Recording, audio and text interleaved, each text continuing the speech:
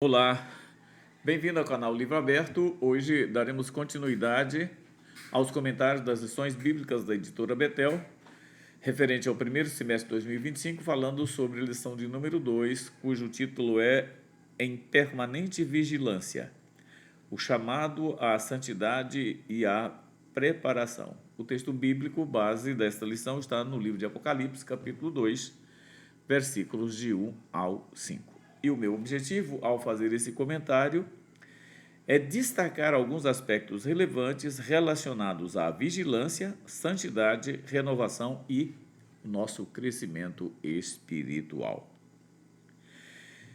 E ao longo da história da igreja, ela tem sido, aliás, marcada por períodos de intenso avivamento e esfriamento espiritual.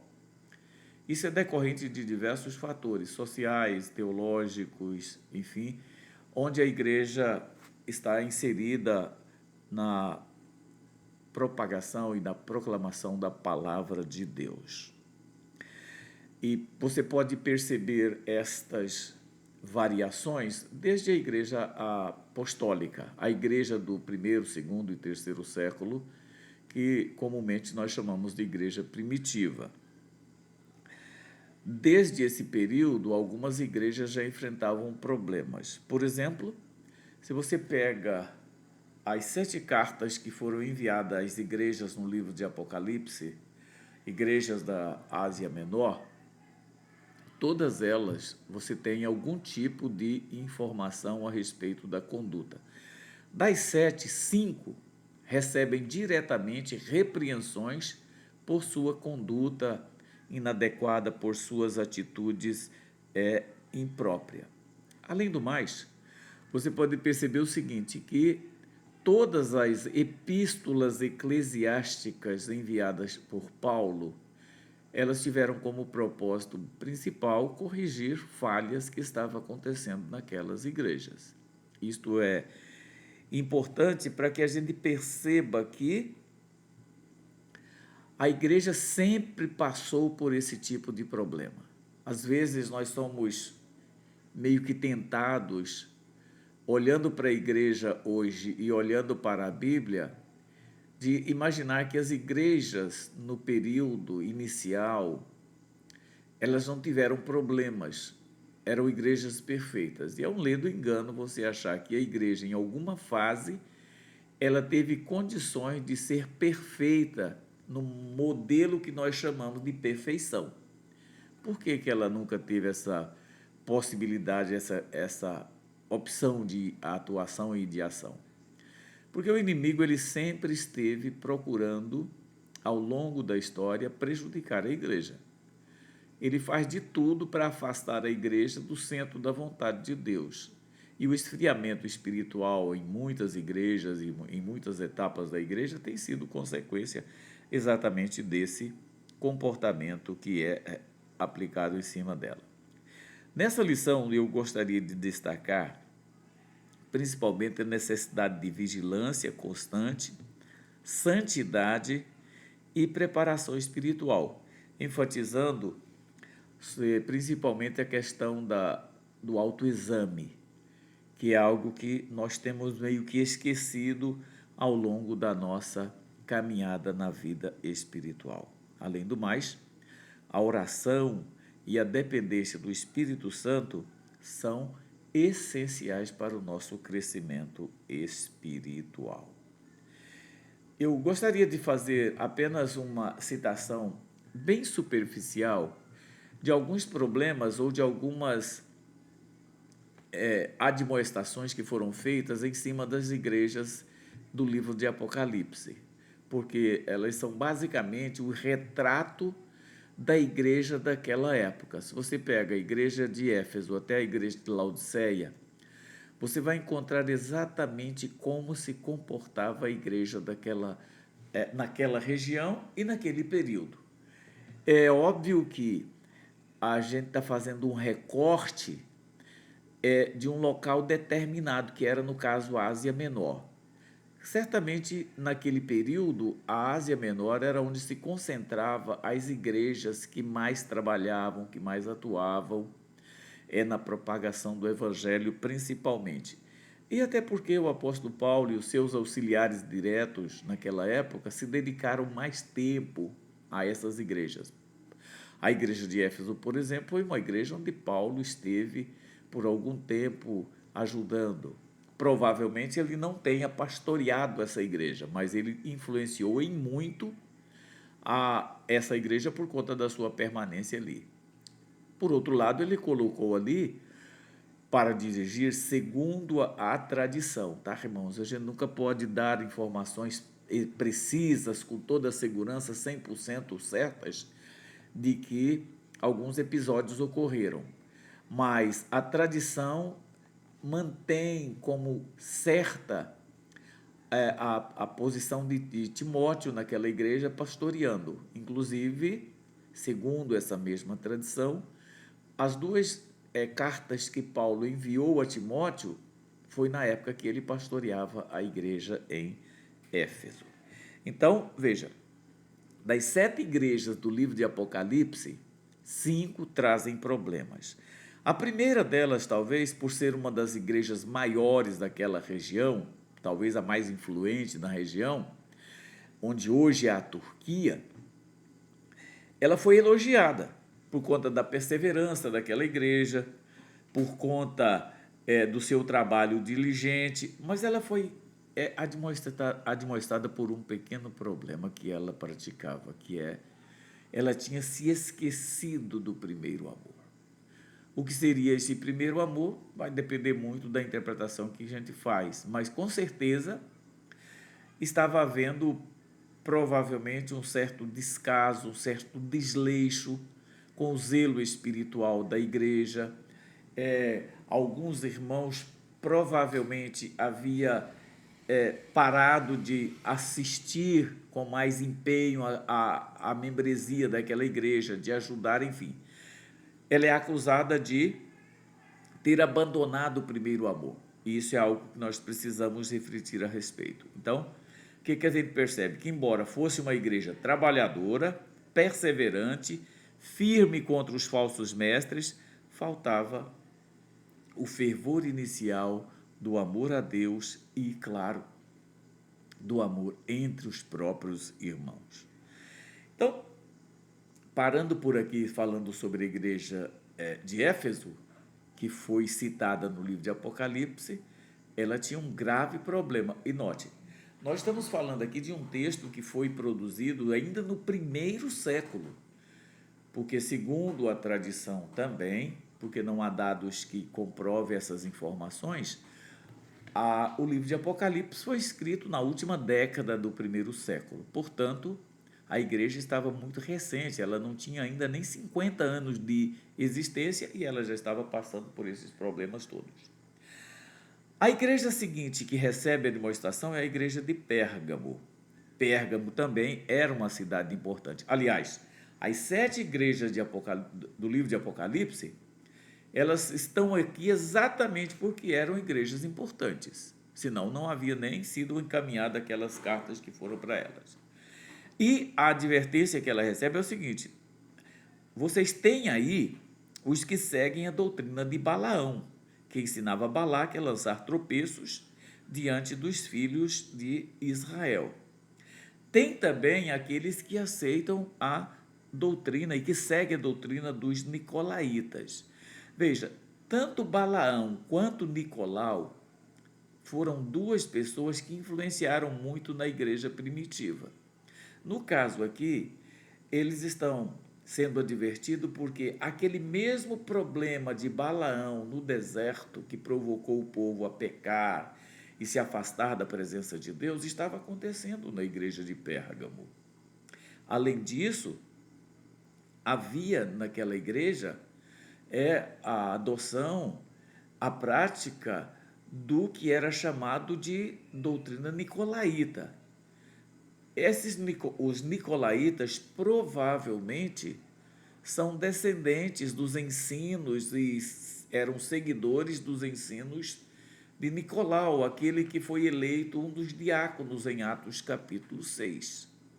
Então veja que eram episódios bem vívidos na vida daquelas igrejas. E é interessante a gente perceber o seguinte: quando Paulo está se despedindo dos irmãos de Éfeso, esse episódio está narrado em Atos capítulo 20, ele adverte os irmãos da igreja de Éfeso, principalmente os obreiros com quem ele estava conversando, dizendo o seguinte: olha, depois da minha partida vai se levantar homens aqui, ou vão se levantar homens que vão enganar as pessoas, apresentando ensinos que são meramente humanos, e vai prejudicar a igreja para fazer com que eles sejam admirados. Eu estou fazendo aqui uma paráfrase muito mal feita do texto, mas se você quiser pegar isso, você pode ler em Atos capítulo 20, a partir do versículo 28, você vai encontrar essas informações, que dentro da própria igreja iria aparecer os falsos ensinadores.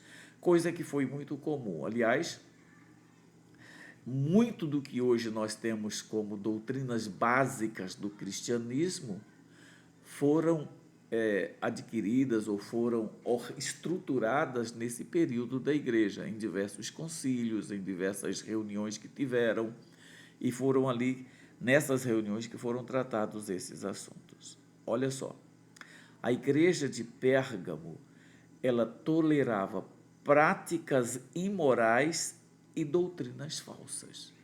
Dois problemas muito acentuados. Agora, o que é pior de tudo, irmãos, é que se nós olharmos hoje para a igreja, tanto o problema na igreja de Éfeso quanto o problema na igreja de Pérgamo, eles estão presentes nas nossas igrejas hoje. Quantas vezes nós deixamos de ajudar pessoas que estão realmente precisando por pura falta de amor a eles? E quantas vezes nós abraçamos ensinamentos errados, primeiro por falta de conhecimento das Escrituras e depois pela capacidade de persuasão que tem muito desses falsos obreiros. A igreja precisa estar atenta. A terceira igreja que é advertida é a igreja de Tiatira. A esta igreja foi dito que lá era tolerada uma mulher, Jezabel, que se dizia profetisa e ensinava e enganava os irmãos, a fim de que eles se prostituíssem e comessem coisas sacrificadas aos ídolos. Nota que Jezabel, a figura dela, era de uma profetisa, não era uma mulher qualquer, era uma profetisa. Irmãos, e quantas aberrações, quanta coisa errada nós temos visto na igreja hoje por conta de atuação de falsos profetas. Há um episódio que ocorreu nas nossas igrejas há muito tempo atrás, isso deve ter por volta de uns 35 a 40 anos. Mas não foi só naquela época que aconteceu isso, continua acontecendo hoje. Um casal de jovens de uma igreja, eles tiveram relações sexuais antes do casamento. E, a fim de tentar fazer alguma coisa ou tapear de alguma forma, eles procuraram exatamente uma profetisa que existia na igreja, que era muito atuante.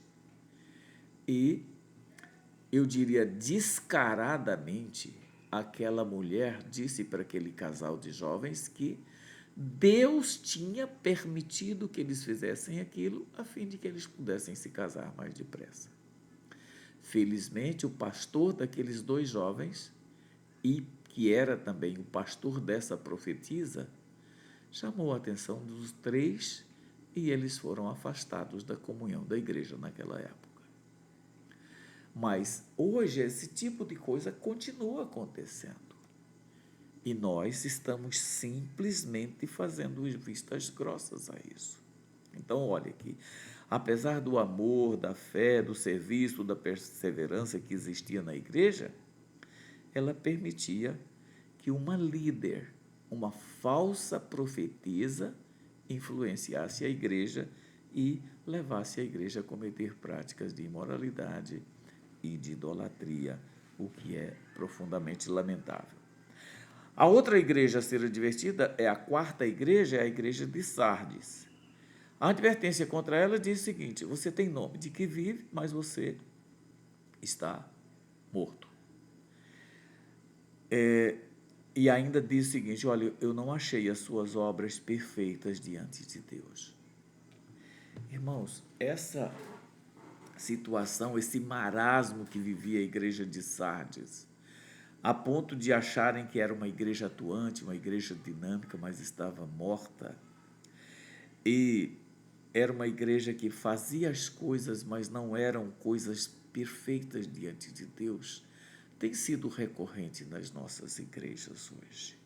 Então veja que a igreja de Sardes parecia viva externamente, tinha aparência, era até admirada com certeza por alguns, mas era espiritualmente morta e negligente naquilo que ela deveria fazer.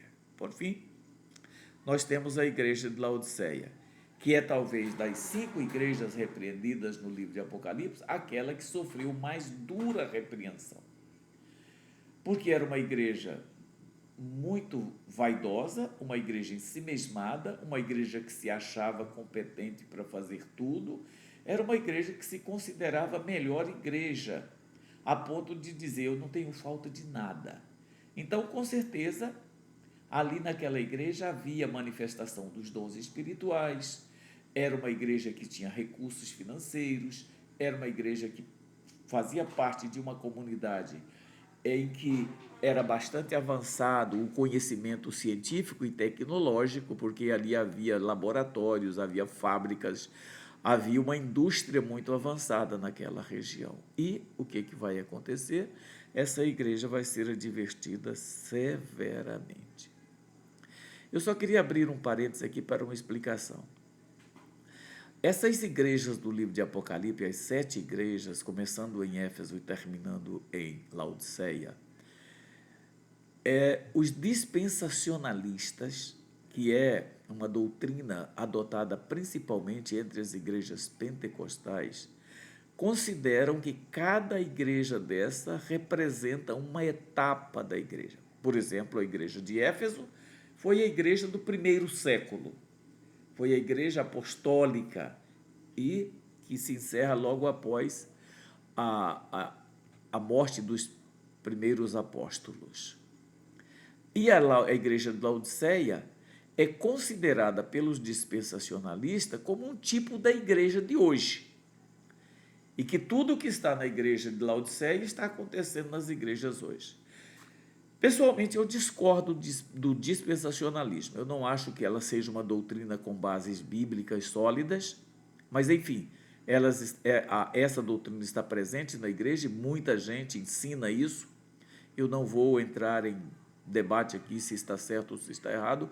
Eu simplesmente não concordo porque, para mim, todas as 7 igrejas têm aspectos que estão hoje presentes nas nossas igrejas. Como eu falei, a falta de amor, que nós muitas vezes praticamos, o nosso modo superficial de servir a Deus, enfim, todos os problemas apresentados nessas 5 igrejas aqui estão presentes na igreja atual e estiveram presentes na igreja ao longo da sua história.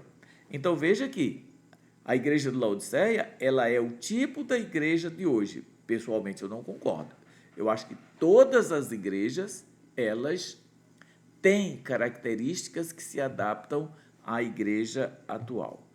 A igreja de Laodiceia é uma igreja que era espiritualmente apática, orgulhosa, autoconfiante e se negava a perceber a sua própria incapacidade, as suas próprias falhas e a sua pobreza espiritual.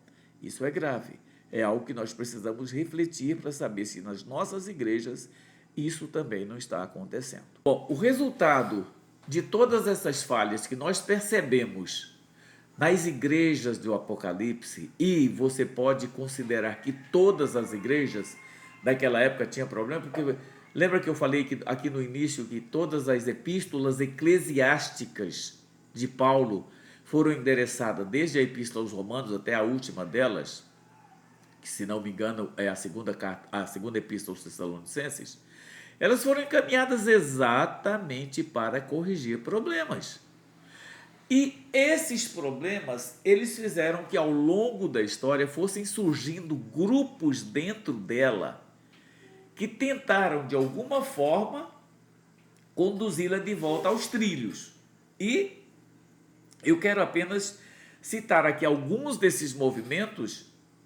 Eu não serei exaustivo e nem vou abordar de forma profunda nenhum dos movimentos que eu vou citar aqui. Mas só para que você perceba que ao longo da história, a igreja tem sido provocada por grupos que surgem dentro dela numa tentativa de fazê-la voltar ao cristianismo primitivo, àquele cristianismo centrado nas Escrituras. E um dos primeiros movimentos que surge dentro da igreja é o que nós podemos chamar de montanismo. Montanismo foi um movimento liderado por Montano, que ele queria que a igreja, naquele período, já no segundo século, voltasse às práticas daquele cristianismo que está narrado no livro de Atos, por exemplo, capítulo 2, capítulo 4, que era um cristianismo muito puro, muito zeloso, onde os dons espirituais estavam muito em evidência. Só que tem um detalhe: Montano, a grande preocupação dele não era exatamente com todas as manifestações espirituais, mas ele queria enfatizar a profecia, a ponto de ele dizer na sua época que a profecia que ele entregava para a igreja, ela tinha o mesmo valor que a profecia bíblica. Evidentemente que esse tipo de, eu vou chamar aqui de heresia, foi um dos motivos que o montanismo não teve muita credibilidade. Ele durou por algum tempo, mas depois ele foi caindo em descrédito exatamente pelos exageros de Montano. Ao longo da história da igreja, isso tem recorrido em muitas épocas, muitas vezes. Ao longo da história, que nós podemos alistar aqui, por exemplo, desde que a igreja foi considerada uma igreja não proscrita dentro do Império Romano, quando Constantino adere à igreja. A conversão de Constantino, ela é controversa, ela tem muitos pontos que são criticados, etc. Mas o resultado foi que Constantino liderou a igreja, ou pelo menos liderou o clero daquela época, e realizou um dos concílios mais importantes da igreja, que foi o concílio de Nicéia, em 325. A partir dali, nós temos duas igrejas que caminham paralelamente. Uma chamada de igreja oficial e a outra chamada de igreja verdadeira. A igreja oficial é aquela que nós conhecemos, que ficou com sede em Roma e que o bispo de Roma tinha supremacia sobre os demais bispos que frequentavam, que dirigiam a igreja. Mas o resultado de tudo isso é que, ao longo do período, principalmente na Idade Média, vão se levantar dezenas de líderes tentando levar a igreja de volta para o cristianismo primitivo. Eu estou citando aqui o caso de Montano, mas eu poderia citar também a questão dos movimentos monásticos que aconteceram durante a Idade Média. E um dos exemplos claros que nós temos desse período é a atuação de um eremita chamado Santo Antão. Esse servo de Deus, cansado de ver o erro que eram cometidos pelas igrejas, ele resolve levar uma vida asceta. O ascetismo é uma separação completa de tudo que é social. Ele parte para viver como ermitão em locais desertos e ali ele consagra a sua vida, e o que ele pretendia era que a igreja retornasse, e ele trabalhou no sentido de contrabalançar o mundanismo crescente que estava presente na igreja da sua época. E esse movimento monástico, ele vai envolver muita gente. Muita gente vai participar desse tipo de comportamento, numa tentativa sempre de fazer com que a igreja volte para o seu lugar. Depois,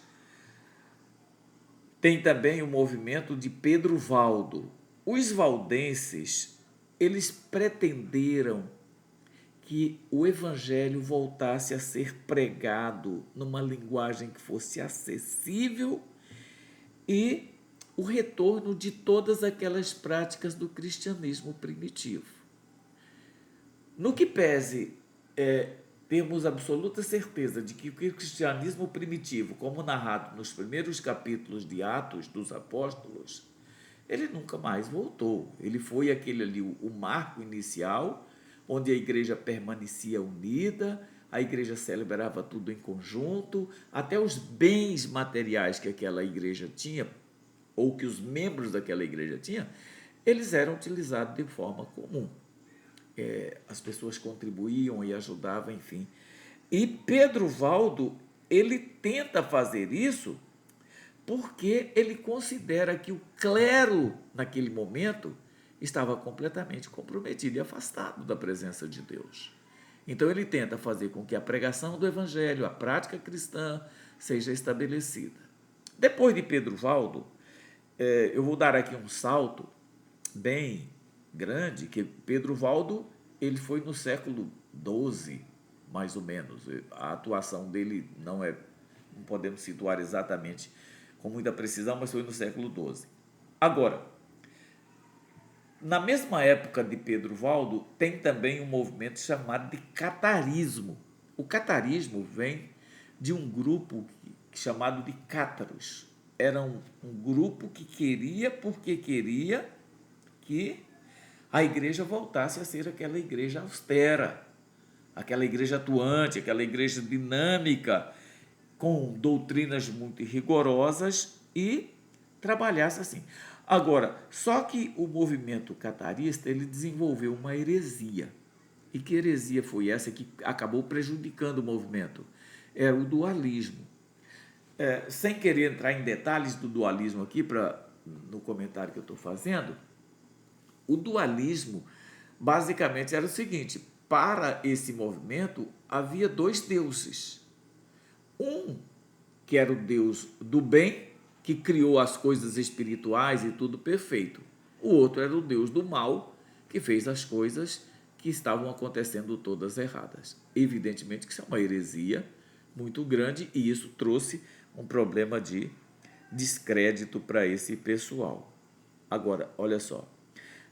Além do mais, você teve os pré-reformadores. Como eu disse, ao longo da história, desde o século IV, depois de Constantino, que fez o concílio de Nicéia em 325, até você chegar na Reforma com Lutero no século XVI, você vai ter dezenas, talvez centenas de pessoas que quiseram fazer com que a igreja voltasse à sua prática mais próxima do real, do ideal possível. E você teve os pré-reformadores. Eu vou falar aqui apenas dois, sem entrar em detalhes na vida deles nem do ministério. O primeiro foi o John Wycliffe, na igreja da Inglaterra. Era uma pessoa muito dedicada, zelosa e profundamente dedicada ao Senhor, e ele, ao longo da sua vida, ele procurou fazer a tradução da Bíblia para a língua vernacular da Inglaterra. Claro que isso trouxe para ele um problema seríssimo, ele foi condenado. Mas foi uma tentativa de voltar a colocar a Bíblia na mão das pessoas para que as pessoas pudessem, por meio da leitura, do estudo da Bíblia, eles reconhecerem a importância de voltar aos principais modos de serviço que era prestado pela igreja primitiva. E o outro pré-reformador que eu queria chamar a atenção é o Jan Hus. Jan Hus, ele morava numa região da Boêmia, onde hoje seria provavelmente a República Tcheca. Tá? É claro que o mapa da o mapa da Europa, ao longo dos séculos, ele foi mudando e às vezes você pode citar que alguma coisa estava em determinado lugar quando não estava. Algumas coisas nós temos muita certeza que estavam ali naquela época e estão até hoje, mas essa a posição onde hoje é a República Tcheca, que na época era Boêmia, o Jan Hus, ele se levanta exatamente para denunciar a corrupção na igreja. Ele traduziu também as escrituras para o vernáculo deles e o que eles enfatizavam? A autoridade da Bíblia.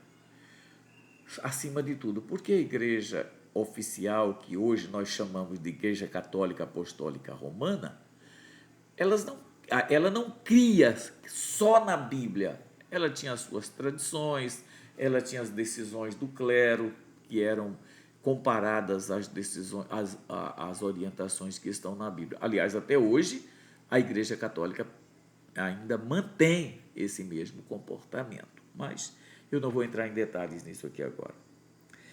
Agora, olha só, esses movimentos todos que eu acabei de citar aqui, o principal foco deles era voltar ao cristianismo primitivo, tirar a igreja dos desvios espirituais que ela estava praticando e levar as coisas muito mais a sério na presença de Deus. Agora, vendo os erros que esses irmãos, embora muito bem intencionados, como por exemplo os cátaros, Pedro Valdo e outros irmãos, vendo o comportamento deles, a gente percebe o seguinte, e que devemos aprender essa lição. Devemos nos esforçar para viver o cristianismo mais próximo do ideal, mais centrado na Bíblia. Precisamos fazer isso. Mas, por outro lado, temos que ter cuidado com o extremismo, com o exagero, porque existe muita coisa nas Escrituras que há liberdade de interpretação.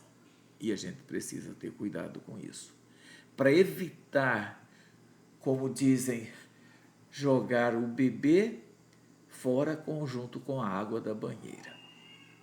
Ou seja, a gente pega tudo e condena tudo e não quer saber de nada. Não é bem por aí. A gente pode aproveitar. Paulo, por exemplo, diz que nós deveríamos olhar as coisas, reter aquilo que era importante e para que a gente pudesse crescer na graça e no conhecimento, como falou o apóstolo Pedro. Agora, veja só. Ao longo da história, nós temos algumas causas do afastamento da igreja do ponto que Deus gostaria que ela estivesse. E essas causas, elas vêm sendo recorrentes ao longo da história da igreja.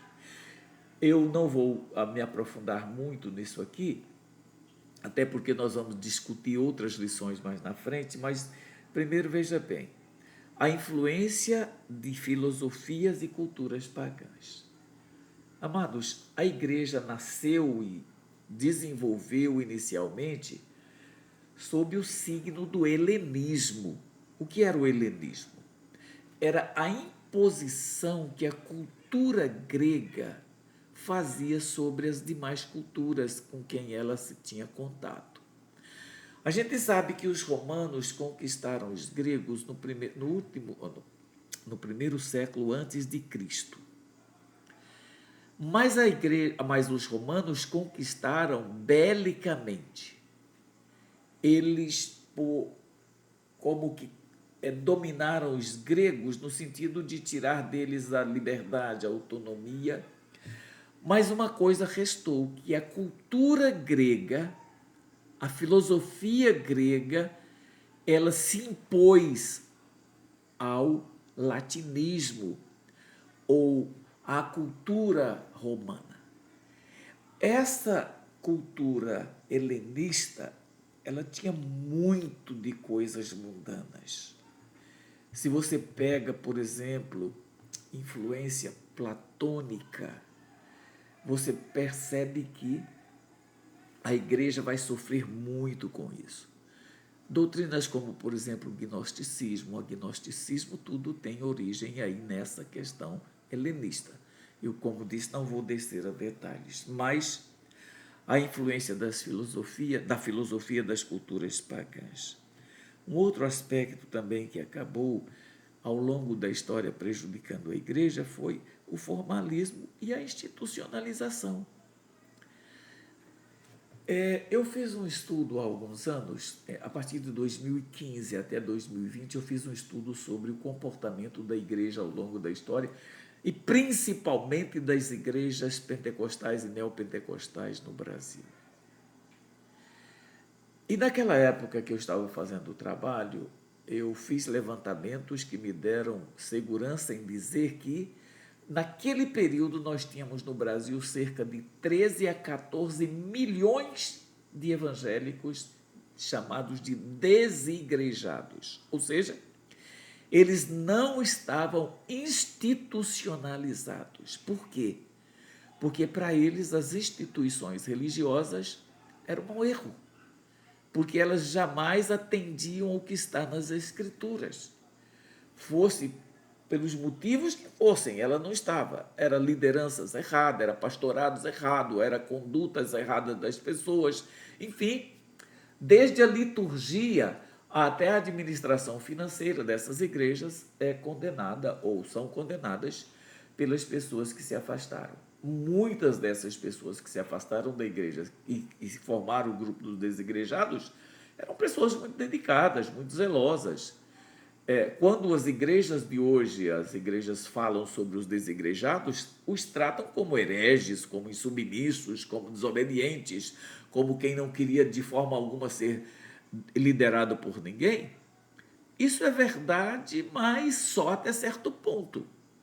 Porque, de fato, a institucionalização da igreja trouxe mais prejuízo para ela, eu diria, do que qualquer outra coisa. É importante que a igreja se organize, sim, mas acontece que nós passamos a fazer isso de uma forma muito acentuada. Nesse mesmo estudo que eu fiz, eu descobri que no Brasil existia naquela época, provavelmente hoje existe mais, naquela época já existia mais de 40 mil denominações. Eu não estou falando de contar a Assembleia de Deus com suas milhares de igrejas.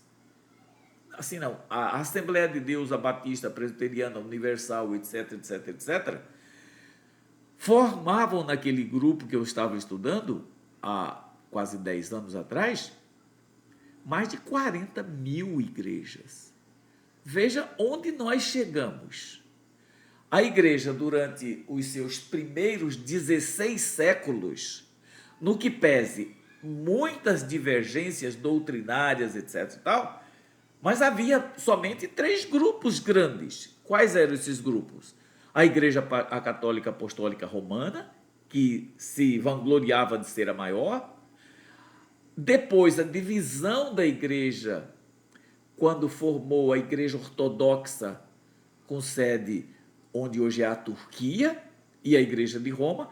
E no século XVI, mais precisamente a partir de 31 de outubro de 1517, quando Lutero afixa na porta da catedral da igreja de Wittenberg as 95 teses, nós passamos a ter 3 grandes grupos dentro do cristianismo: a Igreja Católica Apostólica Romana, a Igreja Ortodoxa e a Igreja Protestante.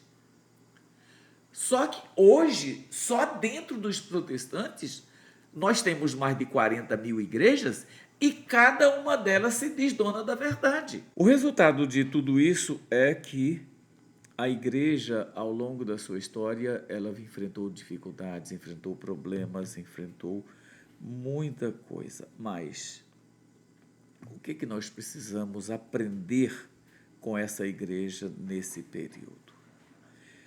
Primeiro, nós precisamos aprender a lidar com esses exageros, com esses equívocos.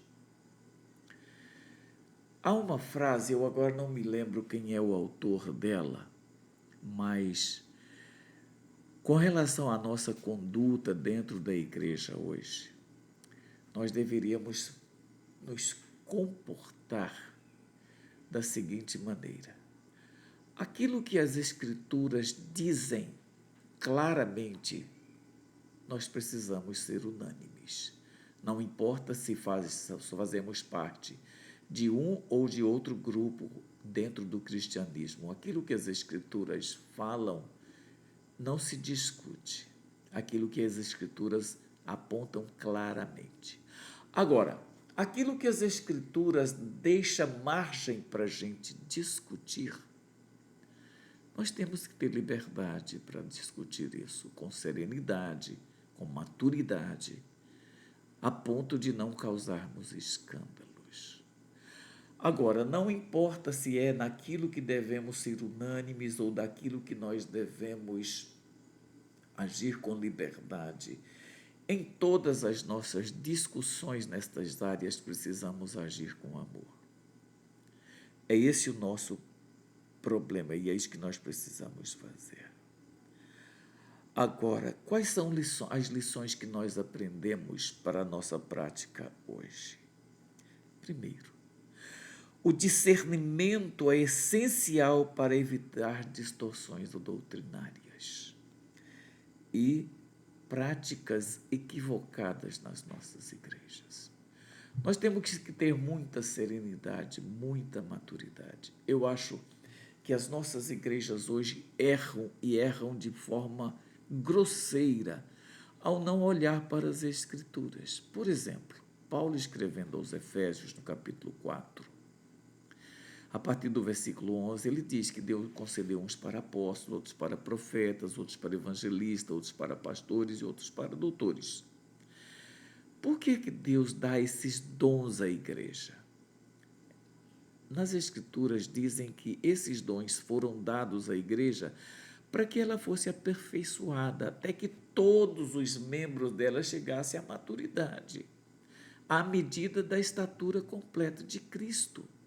É isso que nós precisamos fazer. Infelizmente, nós temos nos preocupado muito mais em nos tornarmos notáveis, notórios no meio da igreja do que cuidar do rebanho. Pastores que são muito egoístas, que não cuidam das pessoas, não orientam as pessoas. E eu quero fazer meia-culpa aqui, principalmente em relação aos pentecostais, dos quais eu faço parte. Nós não ensinamos as Escrituras em nossas igrejas. Os nossos cultos de ensinamentos são cultos muito superficiais, onde pastores às vezes vão ensinar e só abrem a Bíblia para preparar alguma coisa na hora que está no púlpito, deixando tudo, entre aspas, nas mãos do Espírito Santo. Esse é um erro crasso. Nós precisamos dedicar-nos mais ao ensino da palavra. Veja só uma coisa. No Evangelho de Mateus, no capítulo 28, qual foi a orientação que a igreja recebeu? Aliás, orientação não. Qual foi a determinação que ela recebeu?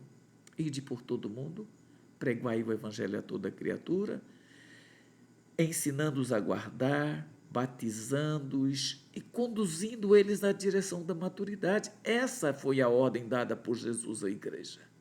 E é isso que nós precisamos fazer. Uma outra coisa que é muito importante fazermos hoje é a questão da busca pela manifestação dos dons espirituais dentro da igreja. Isso deve ser feito com prudência, com zelo, com tremor e com temor. Hoje nós temos um número muito grande de pessoas dentro das igrejas pentecostais que se dizem batizadas com o Espírito Santo sem nunca terem de fato sido batizadas. E isso tem trazido uma tremenda de uma confusão dentro da igreja. Nós precisamos ser mais zelosos, mais profundo nas Escrituras, a fim de ensinarmos às pessoas. A questão do autoexame é importante. As cartas às igrejas do Apocalipse, Éfeso, Pérgamo, Tiatira, Sardes e Laodiceia, nos trazem lições que nós não podemos esquecer. Precisamos estar atentos. O que houve de erro? Como eles tomaram um caminho errado? Em que ponto? Nós precisamos voltar e ver onde nós caímos e retomarmos. Porque, amados, atividades religiosas, liturgias dentro das igrejas, sem verdadeira piedade e devoção, não agradam a Deus. E é o pior, não contribuem nada para o nosso crescimento espiritual. Nós precisamos aprender isso. Quais são as principais advertências que nós temos para a igreja de hoje? Primeiro, perigo de cometer os mesmos erros. Se a gente não olha para o passado para aprender lições, como a própria Bíblia nos diz que tudo que foi escrito para nosso ensino foi escrito. E é isso que nós precisamos fazer. Nós precisamos olhar para isso. As advertências recebidas por aquelas igrejas têm que servir para a gente hoje. Tem que servir para que a gente evite os mesmos erros hoje. O esfriamento espiritual da igreja atual tem levado a algumas situações que são preocupantes. Por exemplo, os nossos cultos, eles se tornaram lugar de exibições e de antropocentrismo. Cristo não ocupa o lugar central na maioria dos nossos cultos, mas os homens ocupam.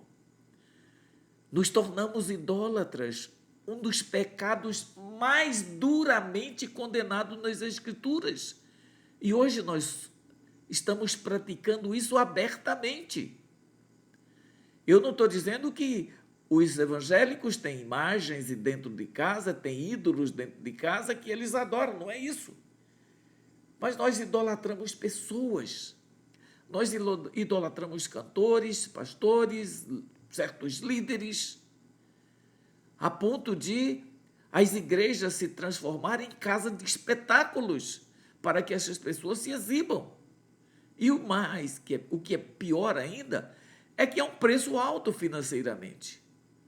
Há casos de cantores evangélicos que cobram por uma apresentação numa igreja mais de 50 mil reais. Muitos dos nossos líderes religiosos hoje, dentro das igrejas pentecostais e neopentecostais, que recebem salários, ou eu vou chamar de prebenda aqui, que é um salário que é dedicado aos que cuidam da parte religiosa das pessoas.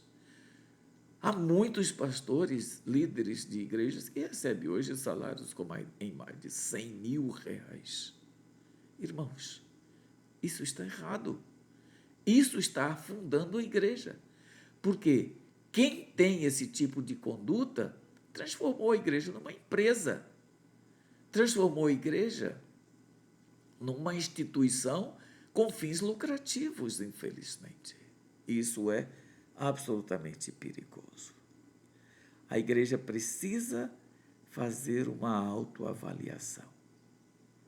Ela precisa saber se o que ela está fazendo está contribuindo de fato para o crescimento dos irmãos. A igreja se torna uma instituição dividida, onde cada um se julga no direito de servir a Deus a seu modo. Isso nos lembra o quê? O período dos Juízes, por exemplo. As Escrituras dizem no livro de Juízes que naquela época cada um fazia o que queria. Hoje nós estamos fazendo isso, infelizmente. Partindo para já a final desse comentário, que já se estendeu mais do que deveria, o que é que nós podemos perceber? Desde o Antigo Testamento, vemos que o povo de Deus enfrentou ciclos de avivamento e esfriamento espiritual. Basta você estudar os livros históricos de Josué até Esther, e você vai perceber isso claramente. A mensagem de Cristo às 7 igrejas da Ásia permanece atual e relevante para a igreja hoje. nós precisamos ver o que essas igrejas erraram e evitar. E mais que isso, é muito importante que nós sejamos mais dependentes da orientação e da direção do Espírito Santo nas nossas vidas. Seja como líderes, sejam como pastores, sejam como membros comuns dessas igrejas. Nós precisamos disso. E agora, de fato, partindo para encerrar esse comentário, eu quero falar sobre algumas aplicações que eu gostaria que vocês atentassem e colocassem em prática. Óbvio, né? Se são aplicações, tem que ser colocadas em prática. A primeira delas: pratique o autoexame espiritual. Reserve momentos regulares para refletir sobre sua vida espiritual, identificando áreas que você precisa mudar. Seja você um membro da igreja, seja você um líder importante dentro da instituição. Todos nós precisamos fazer esse exercício. Caso contrário, vamos nos tornando insensíveis e vamos cair no legalismo, na frieza espiritual. Segunda, cultive uma vida de oração e de estudo da Bíblia. Amados, nós, os pentecostais, somos tratados hoje como analfabetos da Bíblia. Sabe o que significa isso? Que nós não conhecemos o próprio livro que nós dizemos que é o nosso livro de orientação religiosa. Então, dedique-se diariamente ao estudo da palavra de Deus e à comunicação com Ele por meio da oração. Eu acho interessante que, da boca para fora, nós dizemos que o estudo da Bíblia e a oração são as coisas mais importantes na vida cristã. Mas eu pergunto para vocês, quais são os cultos menos frequentados na igreja? E eu posso responder com clareza, com toda segurança: os cultos de ensino e os cultos de oração. Ora, esse é o retrato da igreja. Às vezes, no culto de oração de uma igreja que tem 100 membros, vai 10 pessoas, vai menos de 10. Eu já vi casos em que 2 ou 3 pessoas vão aos cultos de oração. Terceiro, busque o avivamento pessoal. Permita que o Espírito Santo reavive sua fé, renove o seu amor por Cristo e por sua obra. Precisamos fazer isso de modo racional. Quarto, tenha cuidado com a mornidão espiritual.